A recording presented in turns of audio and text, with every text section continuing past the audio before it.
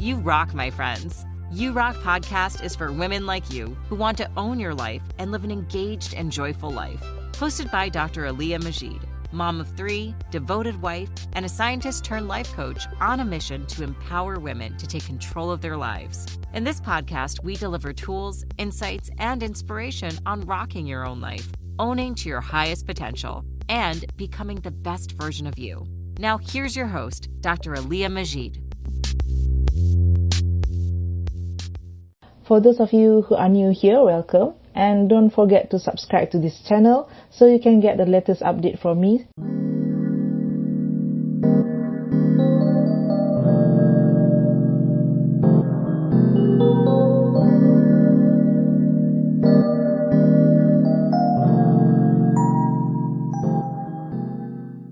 Assalamualaikum. In this episode, I'm going to share with you the 5 things that no one tells you when you are starting your PhD.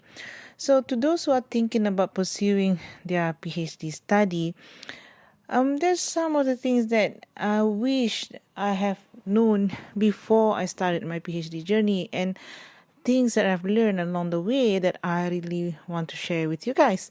So, stay tuned for this episode this week, because this might be something new to you guys, Yeah, so first of all, the number one thing that no one has ever told me about going to PhD is that I need to learn how to ask for help. So, even though you might not have many resources or you have a really tight budget or cash flow to be able to acquire help, but we must be able to ask for help during your PhD journey. So what I'm saying here is that there are things that we can outsource to other people that those people could help to do which much better. So it doesn't necessarily means in the PhD study itself. It could mean anything in your life. So because I have 3 kids, there are some things that I think that other people could really help me so that I could make more time to really focus on my PhD. So the number one thing is, of course, to get my kids off to their nursery and kindergarten. So yeah, because I was during that time I was actually needing care for them, even though that time actually we was in a pandemic. So the nursery and kindergarten was on and off, but I really make sure that I have this chunk of time so that I can really focus on my deep work, so that I make progress in whatever that I really need to do that particular month, that particular week. So I make it a priority, and I discuss with my husband so that we we respect each other's commitment, and also both of us could use a really good chunk of time so that I take care of the kids when he have to do something really important with his work, and when I really need to get something done and I don't want to be bothered with the kids, I make sure that I can do that every week. So yeah, it's a matter of really thinking about what the task is and making sure that you have help to make sure that you can have this time to really do the things that you need to get done. So that's just one example.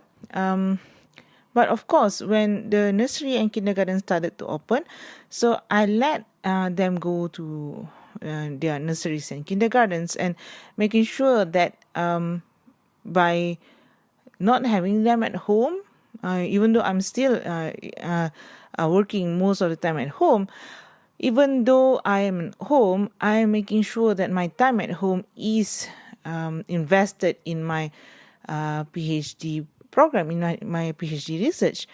So that's one of the biggest thing about going into PhD and making sure that you need to learn to ask for help. So if you don't have the resources to like put your kids somewhere in the kindergarten or nursery, make sure you can ask for help from your family so that they can look after your kids for a while.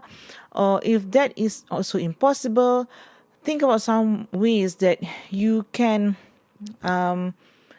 make your study a little bit easier. By easier is what I mean is that working in a team could also help you to progress your work, even though you are having so much other commitments in terms of your looking after your family. So think about ways that what is your strength. So use that strength and focus on that strength first, and think about the weaknesses that you think other people can benefit more, other people can help you to go further much better, and carve a way to go forward with that. Okay, so number 2, the second tips is to make a backup for all of your data, So this happened to me a lot of times. So the things that are important to me, and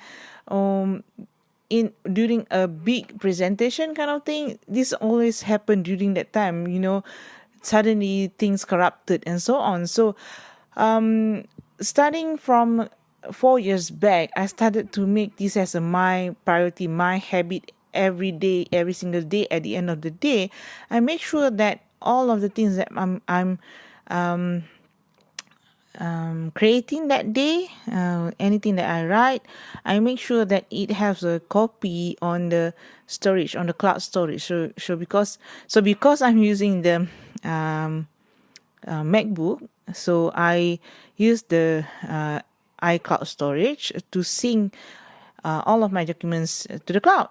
But recently, I'm starting to love writing in the Google Docs itself, because it's just easy. It is just 100% safe on the cloud, so you won't be missing your documents. So yeah, having this as a backup is really important every single day. So if you are writing something, making sure that you have that backup is really important. And of course, for your presentation, for your slides, making sure that when you work on it, you have a backup for it every single day. Yeah, so that's really important. And number 3 is self-discipline. So when you are pursuing your PhD, self-discipline is more important than ever. So when we're on PhD journey for ourselves, we don't have someone telling us where we need to be, what we need to do, what we need to focus on all of the time. So we, as a leader, a PhD candidate, have to decide all of those things by ourselves. And during this time, decision-making muscle is something you need to learn to flex in every single way. So not just for your PhD, but also in your life. It can be really confusing when all of a sudden you found that you can work on your own terms, on your own hours. So you can do whenever you want to do, right? Your experiments or writing your PhD thesis. So you decide on your own terms. So this is when that discipline comes into play. How do you keep track of your time? How do you make sure that you are optimizing your time to get the most important things done every single day? How are you making sure that you are actually moving forward towards the goal that you want to achieve, which is, of course, to graduate on time, inshallah. So time tracking is really important, and it builds your self-discipline so that you move forward, progress on the things that matters for your PhD completion. So number 4 is who you surround yourself will make or break you. So one of the quote that I like is by Jim Rohn. you are the average of the 5 people you spend the most time with. Who are you talking to on a daily basis as well that understand what you are going through, that might also be helping with what you're going through if they work on your team, or maybe it's a mentor or a coach or someone that you can talk to who really understand what's your struggle and what's the block that has been preventing you from moving forward. So the thing is that your closest friends and family members are going to be supportive in the best way they know how, but that's not always in the best way that you need. And understanding that you need both is really, really important, meaning that you need the push to go forward and you also need that support who really, will accept you in whatever stages that you are in your journey. So really identifying who you spend your time with, who you talk with every single day is important. Look at who are these people, and of course your supervisor is the number one resource, the number one person who you go to with, but you also need some other support so that you are establishing yourself as a thought leader, as a PhD candidate, as a person who are leading this world, leading your own world. You have to think about who are you going to trust to push you further without even making or breaking you down. Yeah. So number 5 is you are responsible for your own success. So celebrate every milestone. PhD is a really long journey, and the journey, sometimes people don't get it when you have this small, for you, it's a big thing that you accomplish over several months. Maybe there's an experiment that you have successfully designed and conducted, and you had great result with that, and that's a big celebratory moment for you. Some people might not get it on why are you stressing out about some things that is, they just couldn't see what's important in that. So really, having these milestones and celebrate every step of the journey is really important. And start with the right mindset. Remember that your journey is for you. Use whatever challenges that you face and use these challenges as an opportunity to grow and as a fuel for you to figure out your own journey to success. Think about what these challenges are meant for you, what you can learn from that, and really be engaged, really be present with that journey that you're in. Don't think too much about the past. Don't think too much about the future. You are in control with whatever that is presented in front of you right now. So think about that. So that's all for today. One question for you is that what is something that you hope someone else have told you when you started your PhD journey? Share in the comment below. I would like to know more about this. So share your comment so that we all can know about that too.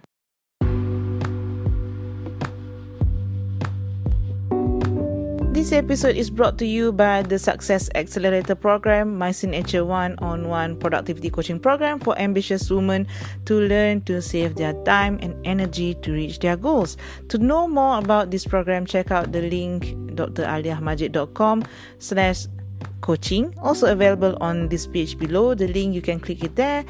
And also sign up for the free training 5 mistakes you can't afford to make to reach your life goals on draliahmajid.com/on-demand, and you can see the link in the bottom of this page too.